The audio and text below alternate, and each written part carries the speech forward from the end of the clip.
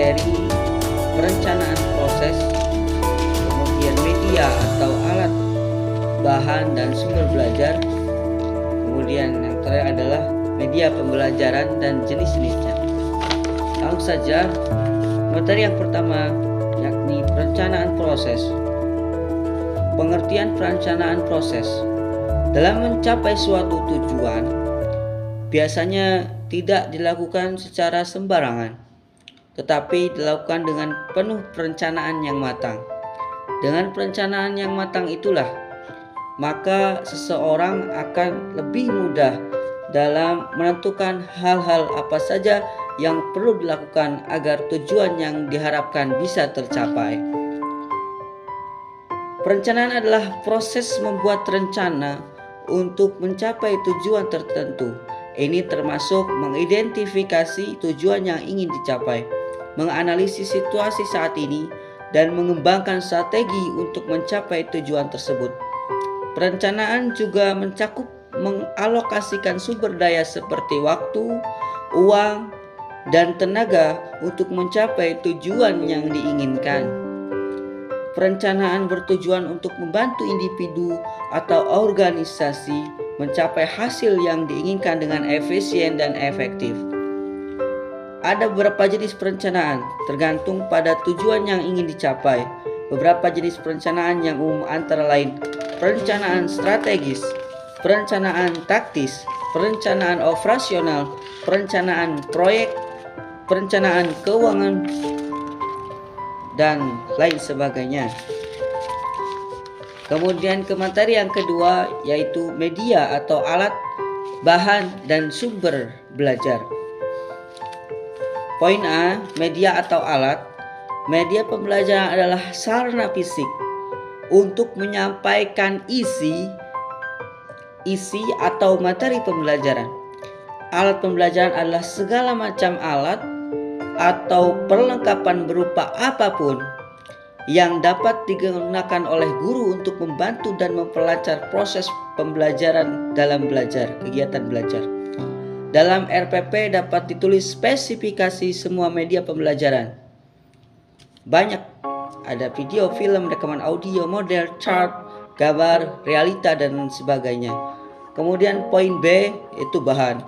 Bahan merupakan segala sesuatu yang dapat dipakai atau diperlukan agar pembelajaran dapat berlangsung dengan baik.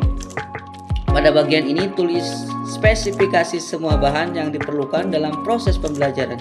Misalnya nama, jumlah, ukuran, dan lain sebagainya. Tulislah seperti itu.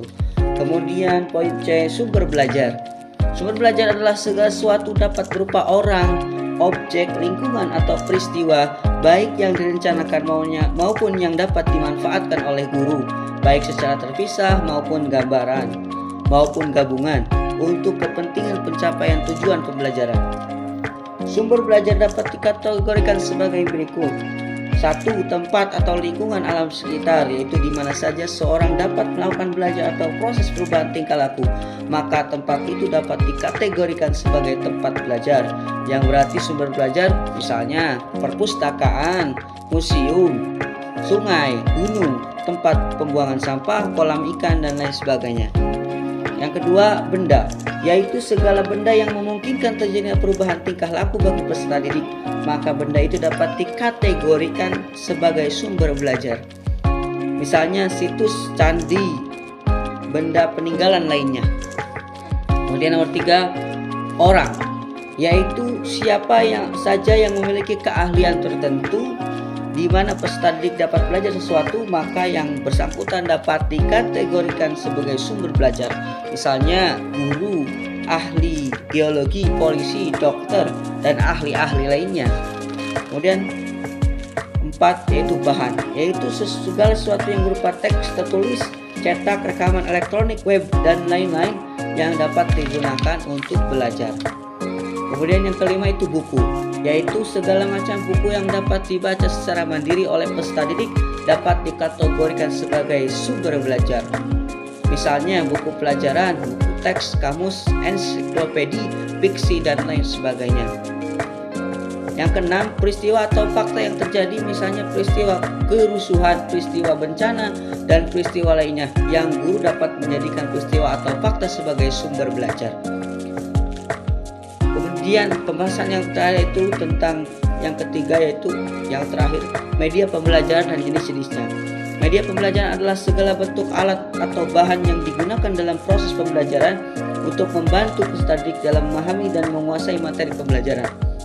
Media ini dapat berupa objek fisik, teknologi, atau kombinasi keduanya yang dirancang dengan tujuan mengkomunikasikan informasi secara lebih efektif dan memfasilitasi pemahaman serta retensi konsep-konsep pembelajaran.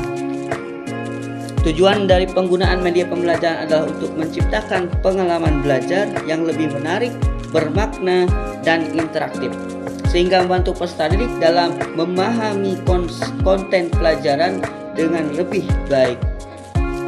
Tujuan media pembelajaran. Penggunaan media pembelajaran dalam konteks pendidikan memiliki beberapa tujuan yang penting. Berikut adalah beberapa tujuan utama dari penggunaan media pembelajaran.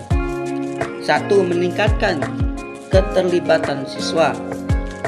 Media pembelajaran yang menarik dan bervariasi dapat meningkatkan keterlibatan siswa dalam proses belajar. Kemudian yang kedua, meningkatkan pemahaman konsep. Media pembelajaran dapat membantu dalam menjelaskan konsep-konsep yang abstrak dan kompleks. Kemudian yang ketiga yaitu meningkatkan daya ingat. Penggunaan media yang menarik dapat membantu meningkatkan atau membangkitkan daya ingat siswa. Informasi yang disajikan dengan cara yang berbeda seperti melalui gambar, audio, dan lain sebagainya itu cenderung lebih mudah diingat daripada hanya teks biasa. Yang keempat, mendorong pembelajaran kolaboratif. Beberapa jenis media pembelajaran seperti presentasi, kelompok, atau proyek berbasis media dapat mendorong siswa untuk bekerja sama dalam tim dan berkolaborasi dalam pemahaman dan penerapan materi. Kemudian contoh media pembelajaran yaitu 1. Buku dan materi cetak. Yang kedua, media audiovisual.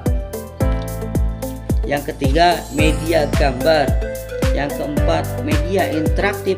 Yang kelima, media realitas virtual, VR, dan realitas augmentasi, IR.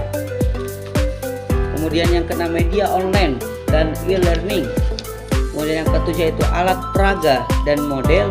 Yang kedelapan itu media visualisasi data. Yang kesembilan itu media sosial, dan yang terakhir itu media cerita naratif.